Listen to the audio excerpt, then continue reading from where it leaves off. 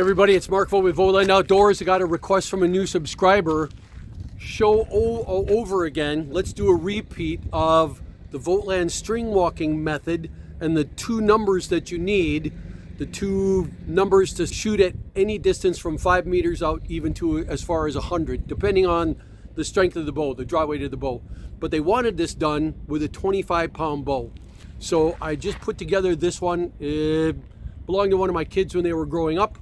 Let's do a quick test with this luggage scale. This is what's used at for airports and traveling and stuff. We're going to see what the draw weight is on this one. I'm going to press it and set it to 0. Clear. We got it zeroed out. We're going to go and pull it to full draw.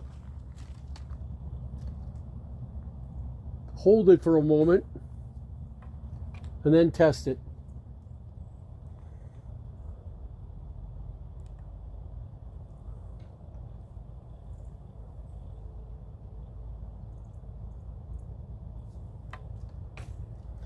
This is as good as I can get it, guys. 29.5, let's call it 30 pounds.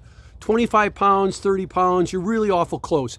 Use the gaps that I produce today, that I suggest today, the two gaps, as a starting point for your 25-pound bow, and you ought to do okay.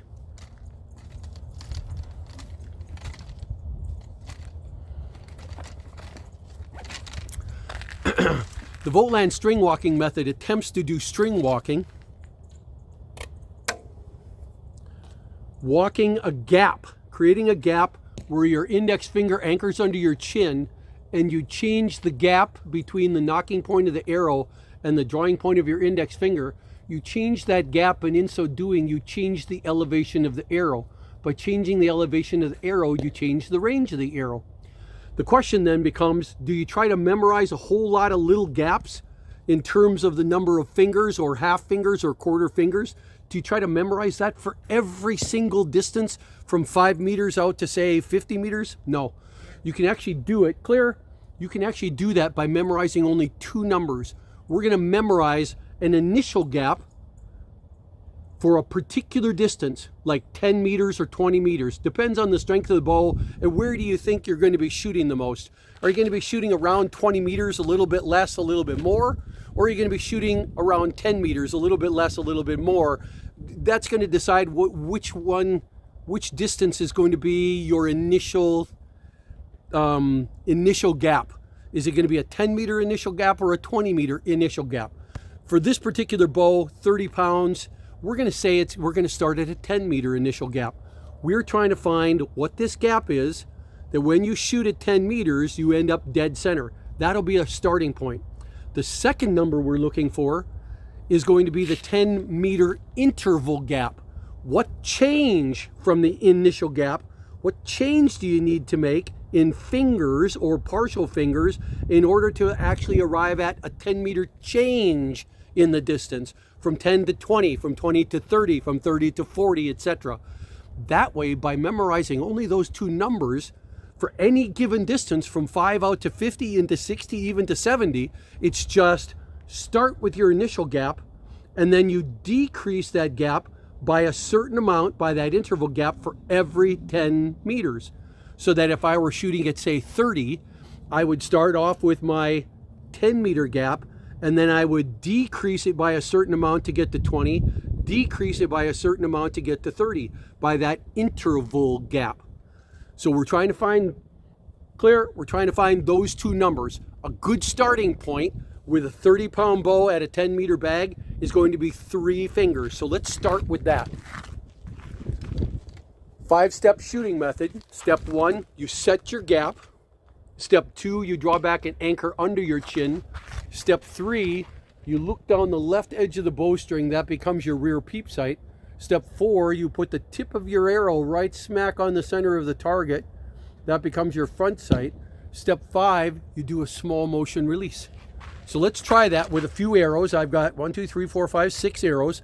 Let's put 6 in the bag with an initial gap at a 10-meter bag, an initial gap of 3 fingers. Step 1, choose your gap. Step 2, draw back and anchor under your chin. 3, look down the left edge of the bowstring. That's your rear sight. 4, tip of the arrow on the center of the target. That's your front sight. 5, Small motion release. It's a little high, but very nice. We need to shoot at least 3 arrows to get an idea if there's a change. We need a pattern. You can tell I haven't shot this bow in a while. 3 fingers again. Step 1, choose your gap. Step 2, draw back and anchor under your chin. 3, look down the left edge of the bowstring. 4, tip the arrow on the center of the target. 5, small motion release. Still seems to be shooting a little bit high. Let's do one more. Again, my tip of my arrow is aimed right in the absolute center of the bag right now, and it's landing high. I'm not aiming high, guys. Step 1, choose your gap, 3 fingers. Step 2, draw back and anchor under your chin. 3, look down the left edge of the bowstring. 4, tip the arrow on the center of that bag. 5, small motion release. We do see a consistent pattern. They're landing high. Clear. Let's go pull those arrows and make a small adjustment. Here we are, round 2. We need to make a change. The question is, which direction do we go? And the answer, guys, is simple if you understand what string walking does. String walking is where you set this elevation, the elevation of the arrow, the range of the arrow, by creating this gap and anchoring your index finger always under your chin. So if I need the arrow to actually shoot shorter, then the back has to come up. If the back, in order for the back to come up, I need to make the gap a little bit bigger so that the back of the arrow goes up, the tip of the arrow goes down, and it shoots a shorter distance. We want that increase to be in a fraction of fingers. Now, practical string walking, practically, I can very easily calculate a half a finger. I can very easily split that in half and get a quarter of a finger. I can easily split that and get an eighth of a finger. But after that, so an eighth of a finger gives me about a plus or minus 1 yard, 1 meter change in distance. I don't need that much. I'm going to try setting 3.5 fingers. I'm going to go an extra half finger wider and see what that does. Why? Because it's an easy number to remember. I'm going to go 3.5 fingers. Set my new gap. Step 2, draw back and anchor under your chin. Step 3, look down the left edge of the bowstring. 4, tip the arrow on the center of that bag. 5, good distance. I like that range. It's very right in the middle of the bag, but I was holding on awful long. Let's shoot again. Step 1, choose your gap, 3.5 fingers. Step 2, draw back and anchor under your chin. 3, look down the left edge of the bowstring. 4, tip the arrow on the center of the bag. 5, small motion release. I'm all over the bag because I've got a old glove that's actually too loose, and I'm trying to find a way to shrink it. But that loose fingers, those loose gloves, is making my release kind of weird. Last one at this gap. 3, step 1, choose your gap, 3.5 fingers. Step 2, draw back and anchor under your chin. 3, look down the left side of the bowstring. 4, tip the arrow on the center of the bag. 5, small motion release. And yeah, 3.5 fingers seems to be, clear? 3.5 fingers seems to be a good initial gap, a 10 meter initial gap for this bow.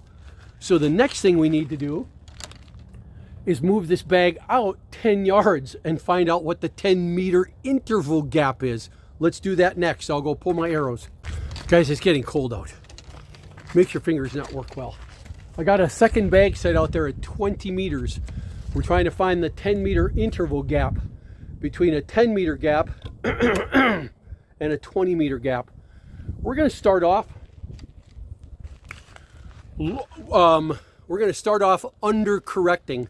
I want to actually end up shooting, if anything, I want to shoot short and work my way up until I'm landing on the bag. That means I'm going to choose an initial interval gap, a 10 meter interval gap of only 1/2 of a finger, about that much. So now step 1, choosing your gap, is going to have two sub-steps. First, you set your initial gap 3.5 fingers. That's for 10 meters. Now I need to make a change in order to get to 10, from 10 to 20. I need to change that gap, narrow it by a half a finger. Well, half a finger looks like that. That's pretty easy.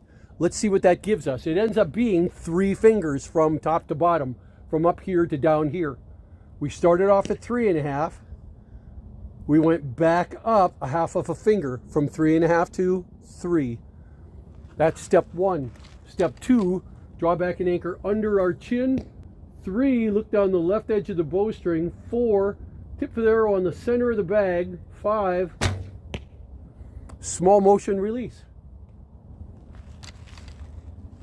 Landed just a hair low, but not bad. But still, we need a pattern, not one. So we need to shoot at least 2 more arrows. Step 1, choose your gap, 3.5 fingers, minus a half.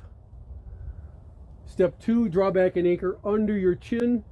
3, look down the left edge of the bowstring. 4, tip of the arrow on the center of the target.